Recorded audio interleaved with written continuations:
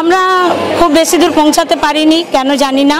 কীর্তনটা কেমন যায়, মেদিনীপুর, বাঁকুড়া, হুগলি এই জায়গাগুলো পর্যন্ত পৌঁছেছি, নদিয়া এই পর্যন্ত পৌঁছেছি, এর বেশি দূর আমরা যেতে পারি না। আচ্ছা, আপনার হরিনাম থেকে বাংলাদেশ থেকে কিন্তু ফোন এসেছিল আমার কাছে, একজন ফোন করেছিলেন আর কি। কিন্তু ফোন আসে যে বাইরে থেকে ফোন আসছে না যে তা নয়, খুব রেটটা কম বলছে, রেটের জন্য আমরা পৌঁছাতে পারছি না। হ্যাঁ, ওটাই কারণ হয় যে অনেক দূরত্ব, তো গাড়ি ভাড়ার ব্যাপার থাকে। প্রত্যেকে মানে বাইরে থেকে যে আমাদের ফোন আসছে না যে আমরা একদম যেতে পারছি না, যেতে তো পারছি না, যেতে একটা কারণেই যেতে পারছি না, আমরা রেটের বিষয়ে যেতে পারছি না বাইরে। কিন্তু অনেক দূরে দূরে থেকে আপনার কল আসছে, যোগাযোগ হচ্ছে। হ্যাঁ, কল আসছে। আগামী দিনে আপনারা নিশ্চয়ই দেশ থেকে দেশের বন্ধু ছাড়িয়ে চলে যাবেন, কারণ বীরভূম বাঁকুড়া মানে ও কাছে নয়, অনেকটা দূরে। হ্যাঁ হ্যাঁ হ্যাঁ হ্যাঁ, কারণ আপনি যেখানে থাকেন সেখান থেকে প্রচুর দূরত্ব বীরভূম বাঁকুড়া। হ্যাঁ হ্যাঁ হ্যাঁ, বীরভূম বাঁকুড়ায় গিয়েছি, মানে আমরা প্রোগ্রামে যাই, হুগলি, মেদিনীপুর এইসব জায়গায় যাই, আর জয়দেবের মেলা বলে এইসব গান করেছি। আর তারপরে যে কীর্তন যে ইচ্ছা আছে যে একটু দূরে পৌঁছাবো, রেটের জন্য আমরা যেতে পারি না, তা গোবিন্দর ইচ্ছা কত দূর নিয়ে যায় এটাই। তো হরিনামে তো অনেক টাকা, এক একজন শোনা যায়, আমি নাম করব না, প্রচুর টাকা নেন এক একজন, প্রচুর ডিমান্ড করেন, কিন্তু তাদেরও তো অনেক চাহিদা। কিন্তু আপনার এই যে এত চাহিদা আছে অথচ মানে দর্শকরা নিচ্ছে, কিন্তু আপনি মনে করছেন যে আপনাকে চাইছে না, কিন্তু চাইছে আপনাকে পাচ্ছে না, এমনও তো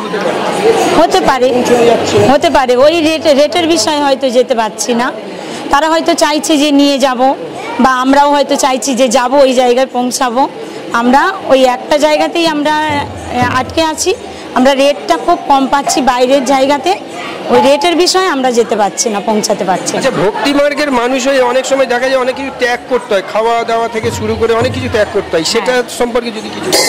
হ্যাঁ, অবশ্যই ত্যাগ করতে হয়, কীর্তন বা এইসব মানে ভক্তিমূলক জায়গায় যে যারা এসেছে প্রত্যেকেরই এই জায়গাগুলো থেকে একটু ওইগুলো বঞ্চিত রাখতে হয়, সবার কাছে অনুরোধ এগুলো একটু বঞ্চিত রাখাই ভালো।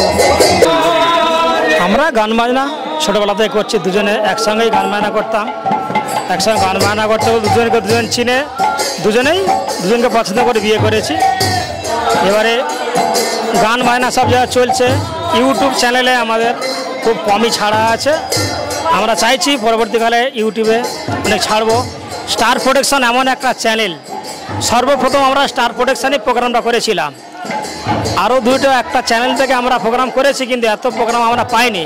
স্টার প্রোডাকশান থেকে আমরা যা উপকৃত হয়েছি, আমরা জানি স্টার প্রোডাকশান আমাদের পাশে আছে, আর এই স্টার প্রোডাকশানসের উপরে ভরসা করলেই আমরা বিশ্বের সর্বস্ত কোনায় কোনায় পৌঁছে যেতে পারবো।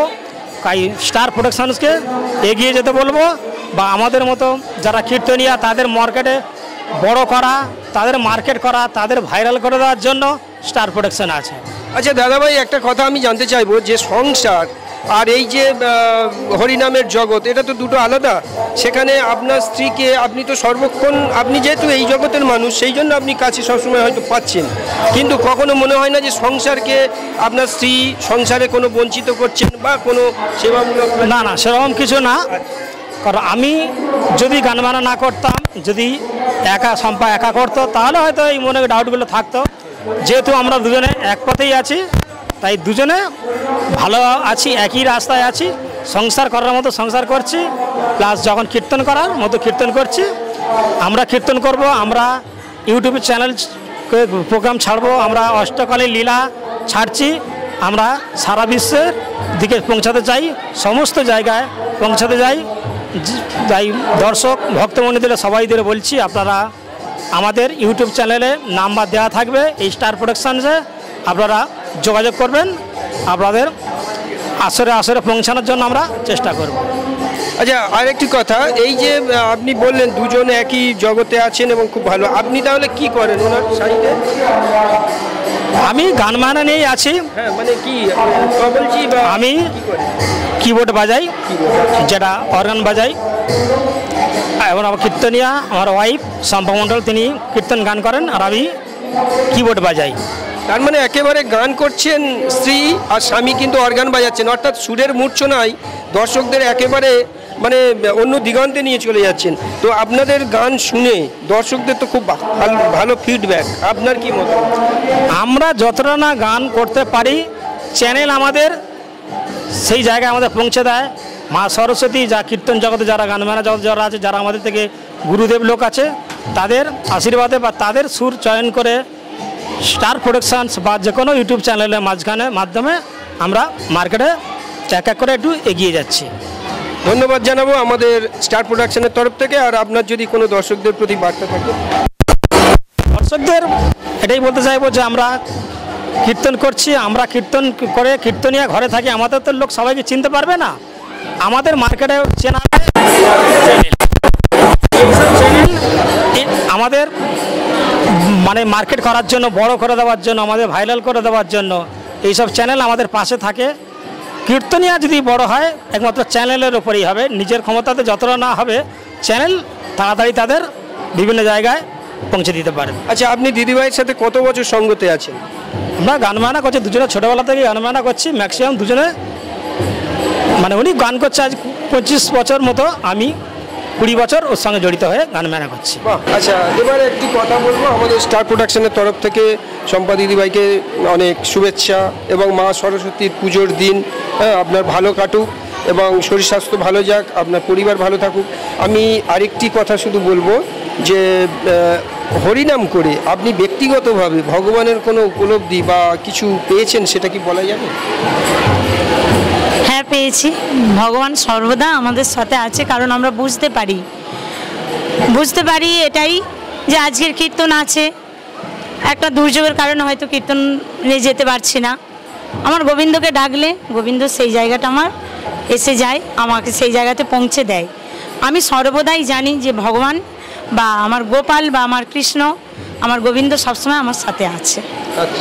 আমার গোবিন্দ, হ্যাঁ, সর্বদাই গোবিন্দ আমার সাথে আছে।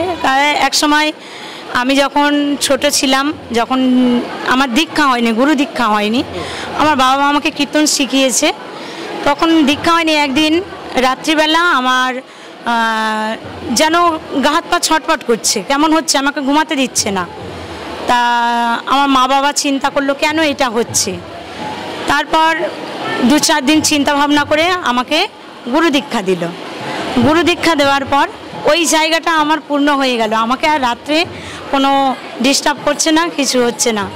তবে একটা কথাই বলবো যে গোবিন্দচরণ আশ্রয় করবার আগে গুরুচরণ আশ্রয় করতে হবে, গুরু কৃপা হলে গোবিন্দ কৃপা হয়। কত বছর বয়সে ওই রকম হয়েছিল? হ্যাঁ, হয়েছে, আমি যখন ক্লাস 4-এ পড়ি তখন এই রকম হয়েছে। তা আমার বাবা মা যেমন আমার সঙ্গী, আমার স্বামীর আমার সঙ্গী আছে, আমার গুরুদেব আছে আমার সঙ্গে, আমি জানি যে ওনারা আমার পাশে থাকলে আমার গোবিন্দ আমার পাশে থাকবে। বাহ, খুব সুন্দর একটি কথা শুনলাম, যেটি মানে একেবারে আধ্যাত্মিক এবং ব্যক্তিগত, খুব মানে সিক্রেট ব্যাপার, যেটা হরিনাম করতে গিয়ে ওনার উপলব্ধি হয়েছে, ছোটোবেলা থেকে আধ্যাত্মিকতার মধ্যেই উনি আছেন, সেটি বোঝা গেল। তবে আমরা চাইবো সেই আধ্যাত্মিকতা যেন আপনার ভক্তরাও পান আপনার মাধ্যমে। অবশ্যই প্রত্যেক ভক্তদের মধ্যে এইসব জেগে ওঠা উচিত। আগে গুরুচরণ আশ্রয় করুক, তারপর গোবিন্দ, গুরু কৃপা না হলে গোবিন্দ কৃপা লাভ করা যায় না, আগে গুরু কৃপা লাভ করতে হবে। যে ভক্ত বা যারা কীর্তনিয়ারা আছেন প্রত্যেকে, অনেকে হয়তো কীর্তন গাইছে, যারা নতুন নতুন শিখছে, আগে গুরুচরণ আশ্রয় করতে পারেননি, প্রত্যেকের উদ্দেশ্যে একটা কথাই জানাবো যে আগে গুরুচরণ আশ্রয় করুক, তারপর গোবিন্দচরণ অবশ্যই তারা পেয়ে যাবে। বাহ, তার মানে আগে গুরু তারপর গোবিন্দ, অর্থাৎ খুব সুন্দর একটি কথা উনি বললেন যে সাধারণ মানুষ অনেক সময় দেখা যায় জীবন চলে যাচ্ছে কিন্তু গুরু দীক্ষা নেননি, ভাবছেন যে আমি কর্মের মধ্যেই সব পাবো, কিন্তু গুরু দীক্ষাও প্রয়োজন হয়। তো সেখানে আমি আরেকটি কথা বলবো যে হরিনাম করতে গিয়ে বা ভগবানের এই যে নাম প্রচার করতে গিয়ে আপনার কোনো মেমোরেবল ঘটনা, মানে স্মরণীয় ঘটনা যদি কিছু থাকে যদি বলেন।